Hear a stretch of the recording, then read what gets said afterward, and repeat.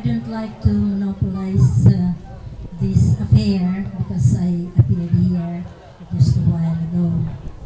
But then I have to accept the request because I do feel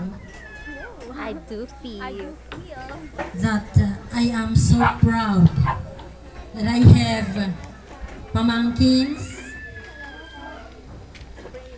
just like Seth Mark and Ramsel.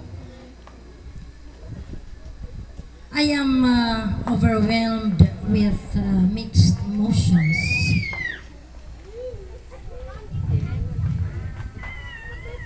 And because it is halo-halo inside already, I cannot saan ba ako mag-umpisa? Now, if there is the happiest person which we could consider as of this moment, it is the Yar, I mean, our mother, Nanay Dili, my brother, the very proud father of Ramset, and my sister. Noong buhay pa siya, many times he had gone to the PNPA in Cavite. That was the, yung graduation, that was the first time I went there. Pero yung kapatid ko na babae, right now, is suffering from diabetes. The priority is always visiting Seth Mark. Alam ko na mahal niya si Seth Mark.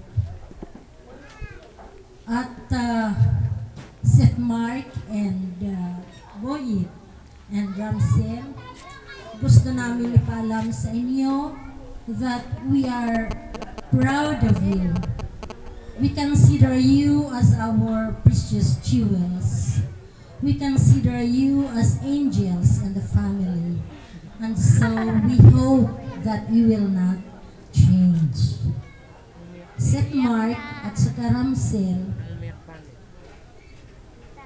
tatay nyo at saka nanay nyo ay nag-iisang itinaguyod kayo.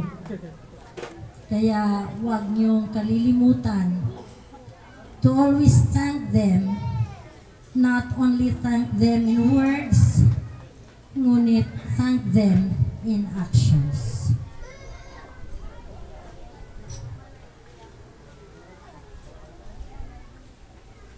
Mayroon ko ba akong sasabihin? So, nagpapasalamat ako sa lahat ng dumalo dito ngayon.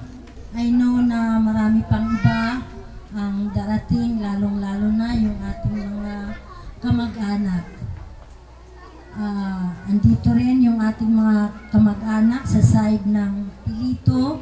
Nagsakripisyo sila talaga. Si Auntie Liling, si Namana Glory, they have been our very close relatives, not only close relationship, ngunit yung Namana Glory ay sila ang kapitbahay namin ng nanay doon sa Barangay Hubang.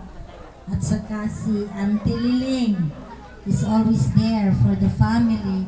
Pati si Uncle Mili, kahit nawala dito ngayon sa venue natin, andun siya sa taas, nakikinig.